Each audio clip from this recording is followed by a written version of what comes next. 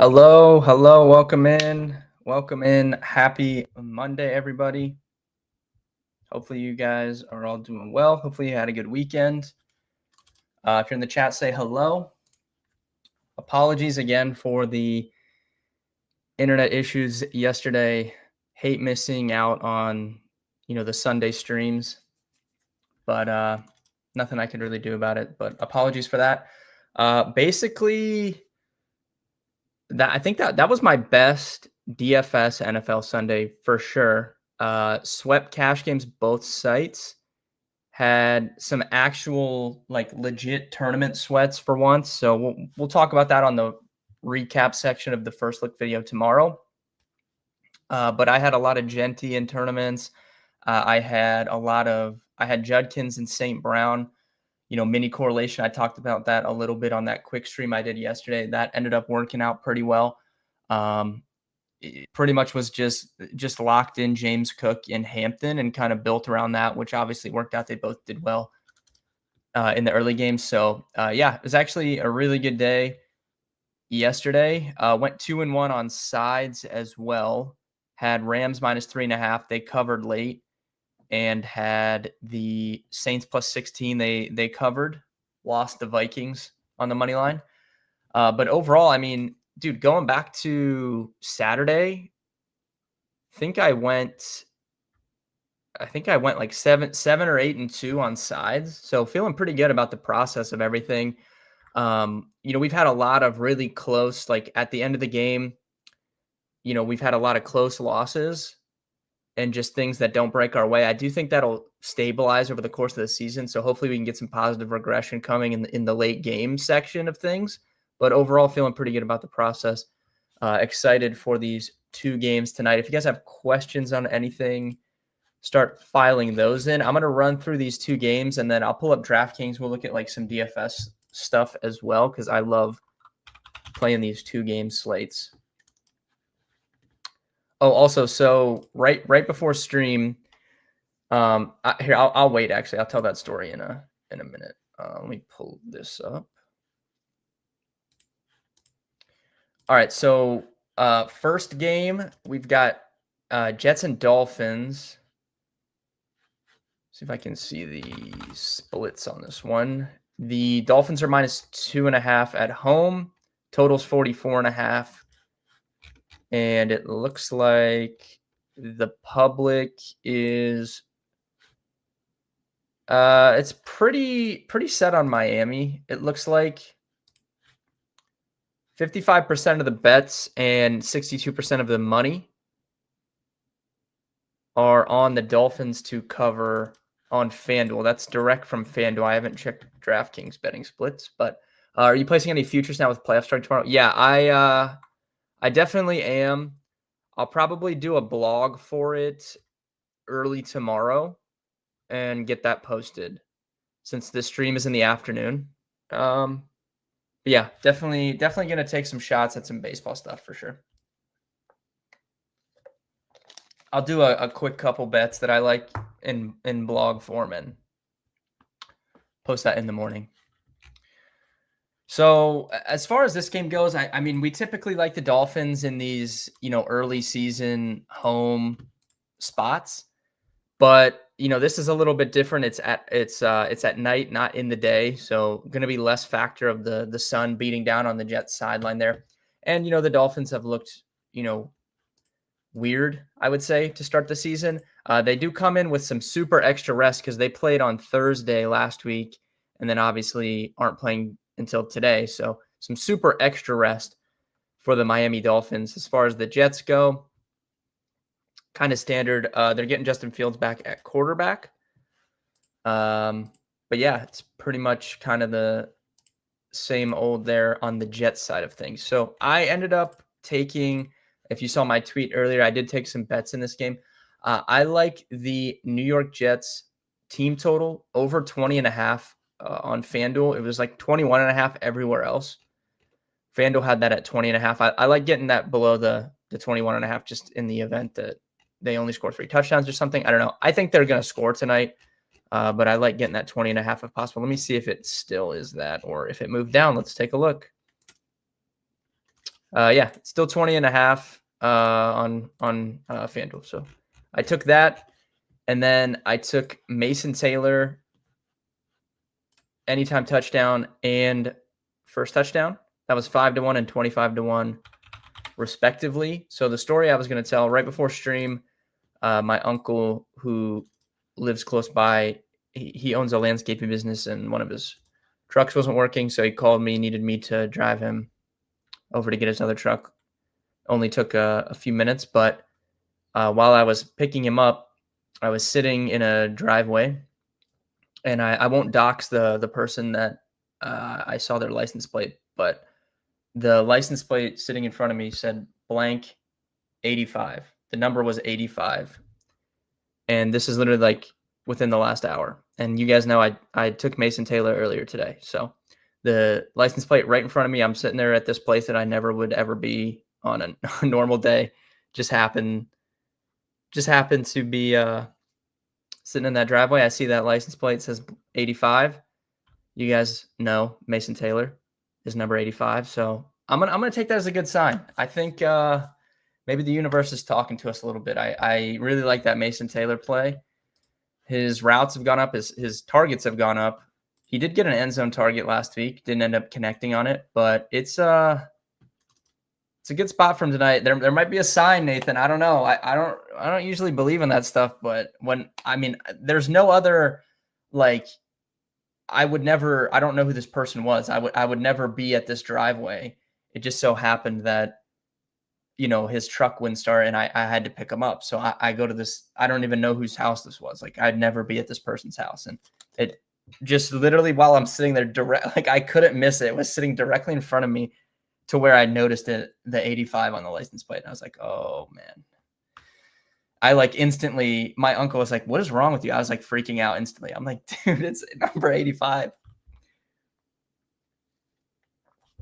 All right, so that's kind of my thoughts on the Jet side of things. I do think like 44.5 total should be decent. Honestly, I think there's going to be some offense in that game. I think Miami, I don't really ever have questions about Miami being able to score. It's just like on the defensive side of things. So I think there'll be some scoring. I think this is definitely the better game for the DFS side of things. I do think it'll be owned as such, though. Like looking at ownership projections, actually, Bo Nix is projecting as the highest owned play on DraftKings right now, and then Fields, and then Tua. But if we look at running back, Achane, massive ownership projection on this 2-game slate, 80%. Breece Hall's at 55. So those are the two highest running backs in terms of projected ownership. At receiver, same thing. Garrett Wilson is popping pretty high, 62%. Tyreek Hill, 53%. And then Jalen Waddle down at 30%. So that one's a little bit more spread out. Like you do have like Chase, Sutton, T. Higgins, Troy Franklin. People want to play. There's some other receivers that people like in that evening game, the late game rather. And then at tight end, Gesicki's popping 43% ownership. Mason Taylor second at 29, and then Evan Ingram at 22. I'm gonna definitely go all in on Mason Taylor in DFS tonight since we're already betting the touchdown. Might as well go all in. So I'll have him on both sides definitely at my tight end. But we can mess around with like a lineup build in a second here. Let's see. On the Dolphins side of things, I don't know, chat. Does anyone in the chat have any Dolphins stuff that they like tonight specifically?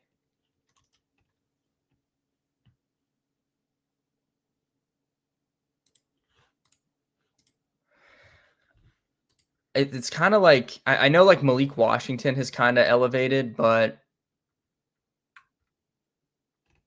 it's still the same, really condensed like targets that we're seeing on Miami. I mean, you're getting Tyreek Hill's just over a quarter of the targets.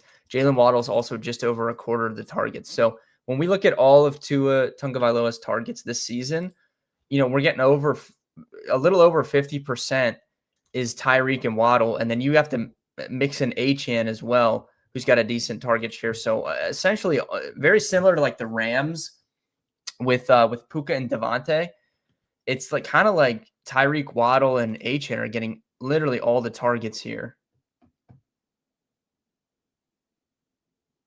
I'm assuming Tyreek sees Sauce for like the majority of the game. I don't typically worry about that. We've talked about that. Surtain really is the only corner I'm like legit worried enough about to where I wouldn't like play someone against him. So not really worried about that, especially because Miami's one of the teams that really will move guys around. Like they use pre-snap motion so much, but they move Tyreek all over the field.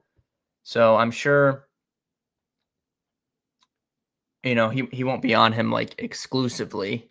They'll be able to get him away from him if they want. Definitely, and then Darren Waller's back tonight. Really not factoring that.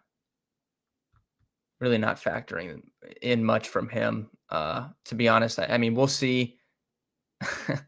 We'll see how he looks tonight. I don't really think Darren Waller has anything left in the tank, but maybe he'll prove me wrong, and we'll have a nice comeback story. But yeah, I definitely think Malik Washington's interesting. He's not going to get far down the field. Really low ADA. Let me double check what his is. Let me see if I can see.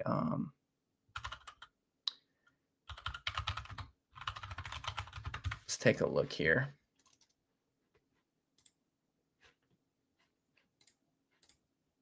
Let's do Miami.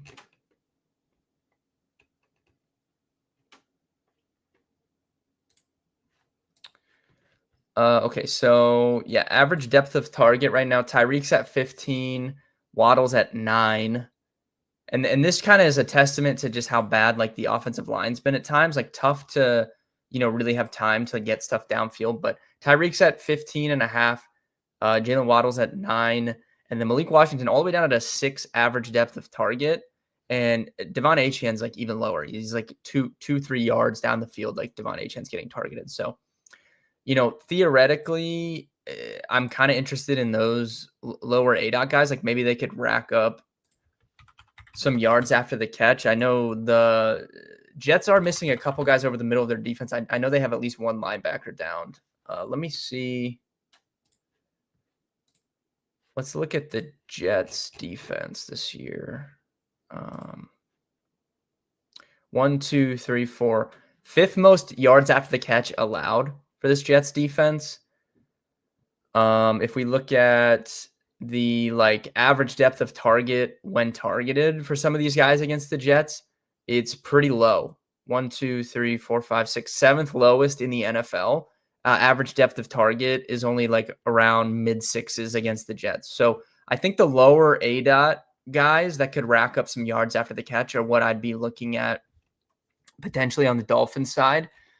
So definitely Waddle sticks out, but Malik Washington probably comes at a pretty nice discount. 22.5 yards for him. Let's see his recent games. I know he had a good game against Buffalo. I guess he didn't. He had 3 catches for 12 yards against Buffalo. I thought he had more. Oh, he had 2 carries for 20 yards. That's probably what I was remembering. Yeah, and he had 3 carries for 23 the week before that. So he's definitely going to mix in as a runner a little bit. He's topped out at 20 yards. Week 1 against the Colts, he went 2 for 20, but that was probably like blowout stuff. Like I don't think he was running as many routes back then. Trying to find a ladder play. Yeah, the ladder plays have been really good, Nathan. I don't want to force it though, because it's like the times we've taken it, I've really, really liked the spots. I do think you could like ladder Mason Taylor, but I normally don't do that with like tight ends. I don't know. Let me see. Okay, so Washington's at 22.5 just receiving yards. Let me see. Is there a rush plus receiving line? Yes. 32.5.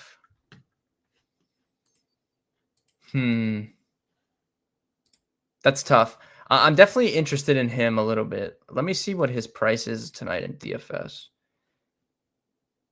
3,500, single digit ownership. Salary, I haven't built many teams yet, but I'm just going to assume like the salary is probably not a big, like if it's anything like the last Monday when we had a 2-game slate, the salary just wasn't a big deal. Let me see. Like, let me just mock. I don't have it pulled up. Let me just mock, put a team in real quick and just see like. Although we do have some expensive receivers. Okay. Yeah. I think Malik Washington, 3,500, pretty.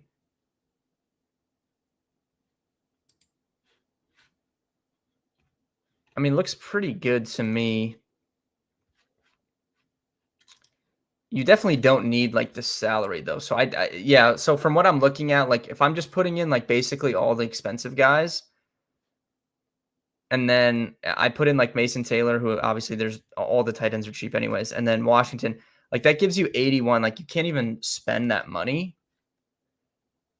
So I do think that probably will keep Malik Washington's ownership down on the DFS side of things because you just don't need the money at all. Like you can't use all this salary. Like I'm making teams with like 1,500 left over, and that would let you, like, you could spend a little bit less in your flex and then get up to, Waddle.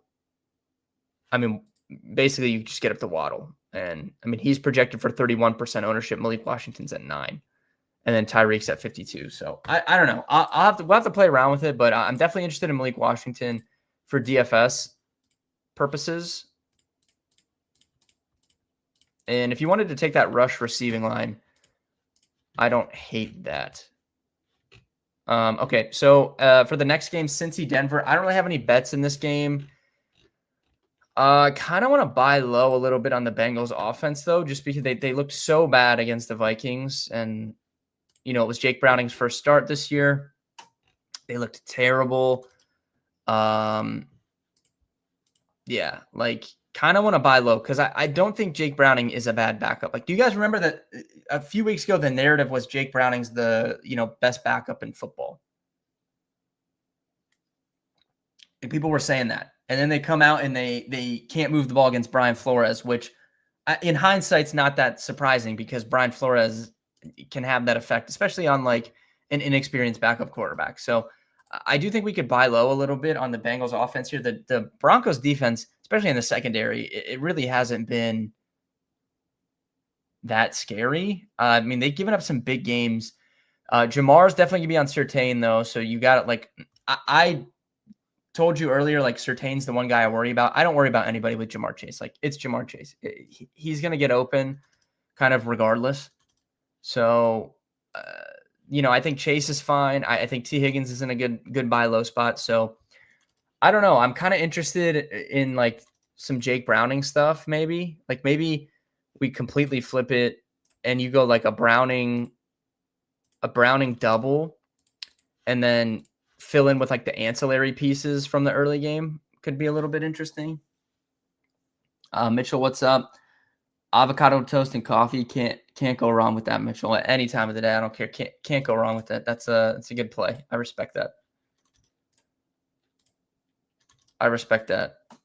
I'm not a huge like eggs guy, honestly, but you put eggs on the avocado toast too, it's pretty good. Can't knock that play, Mitchell. But I don't really have any bets here. I think you could buy low on the Bengals offense, most certainly.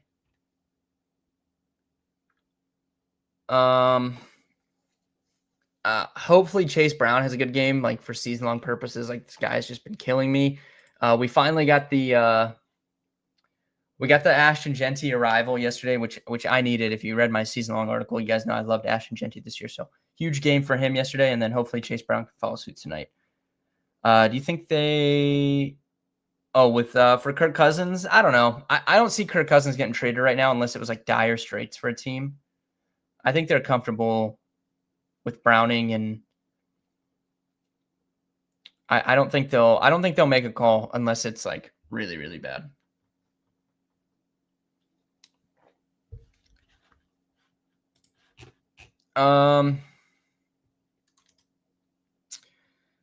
I don't know. Kind of like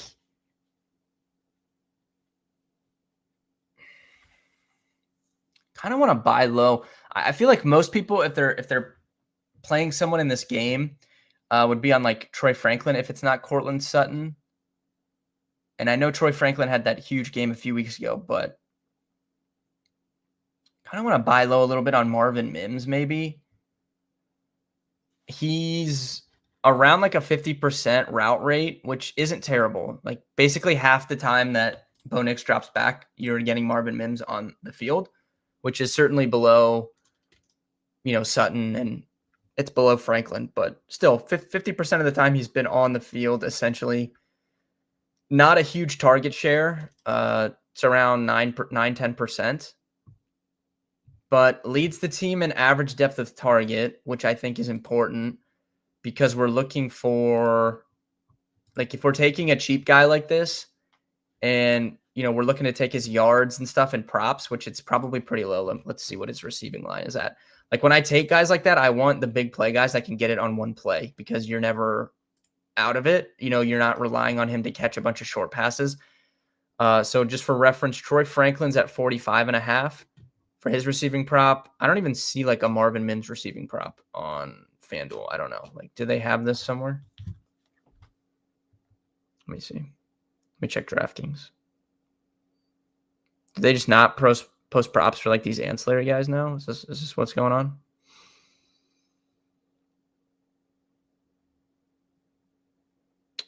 Okay, so on DraftKings,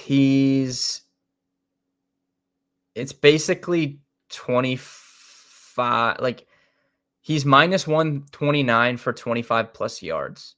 So he's right around 24, 25. Let me check like if there's, oh wait, let me check his actual line. This is like the alternate stuff. Let's see.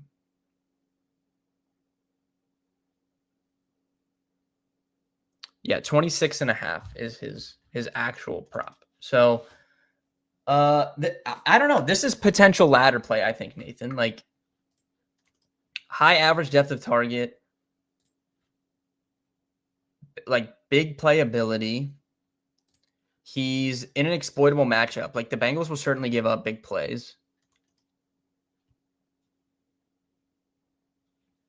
Still gotten like around like low 20s in terms of like the total air yards for the Broncos. Like it's not a bad number for someone that's only got a 46%, like 47% route rate. It's definitely boom or bust. Let me check his, let's see. Let's look at the Bengals.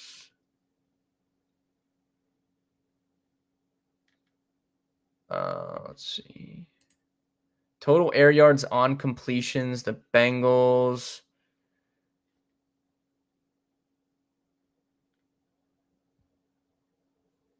They're like dead middle of the pack. Giving up a ton of yards after the catch. Second most yards after the catch in the league for Cincy. So let's look at the Bengals, or let's look at the Broncos receivers.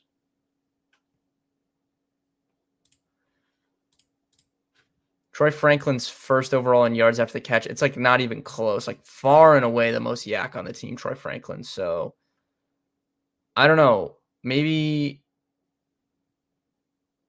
it's like more of a Troy Franklin spot. I don't know. Ingram is back. Yeah.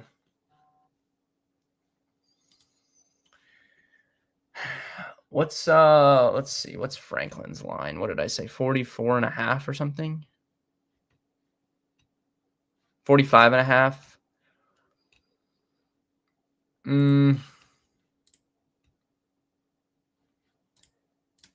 I don't love it. I kind of like Marvin Mims. Maybe I'll go more like DFS stuff, or maybe we'll just bet Marvin Mims for a touchdown and just like hope he catches a long one. Let me see. I do feel like Marvin Mims like randomly scores in prime time. Like I think he did that a couple times last year.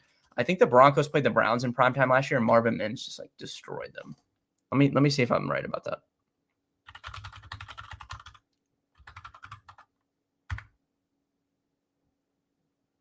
Yeah, December 2nd, 2024.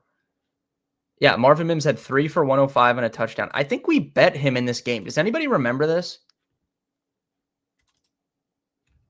I feel like we bet Marvin Mims for a touchdown in that game, and he scored. Because I don't know why else I'd randomly would remember that Marvin Mims scored in a primetime game against the Browns. I feel like we had to have bet on that. And I know Jerry Jeudy destroyed them too. I think I remember that exact game. I swear, I think we bet on Mims in that game. We had to have. I don't know why else I'd randomly remember that. Okay, so yeah, maybe we just bet him touchdown and just move on. Don't mess with the yards. Let's see what his odds are. Plus 430, 19 to 1 first. I might hop in on that. Might hop in on the Marvin Mims touchdown stuff today. All right, let me pull up DraftKings. And let's take a look at like some DFS teams maybe. I'm going to put that in. We'll put in Marvin Mims touchdown and first touchdown. Let's see. I'll put it in after the stream. All right. So like I said, if you just go put the most expensive players in, like just showing you guys,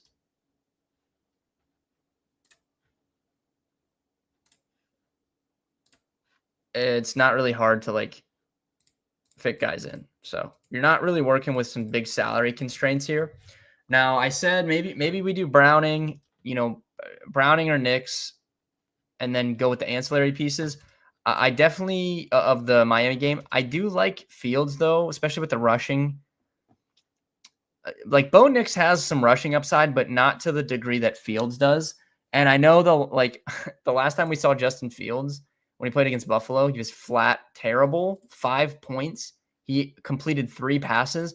There's just no risk of that against this Miami Dolphins team. Like there's risk of that against the Buffalo Bills, who are an actual respectable NFL team. I don't think there's any risk of a 5-point game from Justin Fields tonight against the Dolphins. I would say I would have to guess that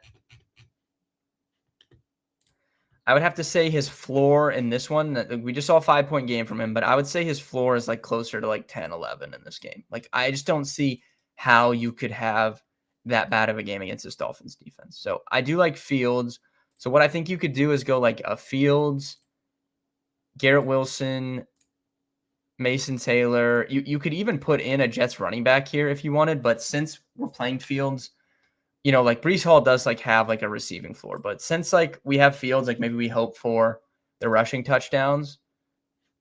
So I don't know, maybe we do something like this, or we take Chase Brown out, we put Dobbins in, like something like this. Like this would be like a good start. Obviously, you can go Broncos defense if you want. And that gives you 65. You could put in pretty much anyone else you want. Like T. Higgins. You could do T. Higgins and Chase, and then just fill in if you want Breece Hall, if you want Waddle to go along with like the other side of that game. I think that's fine. Something like that looks good. If we wanted to build out, I'm fine leaving salary on this slate, and I'm fine just completely onslaughting teams on this slate too. 64 does seem a little high for JK. I do agree with that. Probably wouldn't take the over. Not that he can't go over, just it does feel a little bit high. So we could do like this and then put in like Franklin, like these two, and then get Chase, and you could get like T. Higgins in there too. And then you could get the running backs from the early game and hope that it comes like on the ground, I guess.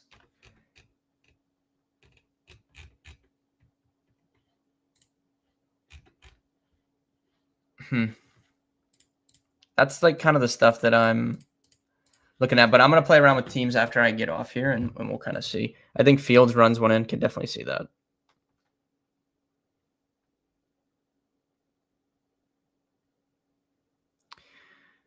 All right. Overall, I think that does it for these games. Really like the Mason Taylor stuff, and then if you didn't see the signs that I talked about earlier, go back and watch that. I might clip it if Mason Taylor scores. I might clip it and post that in a short format. But yeah, love Mason Taylor tonight.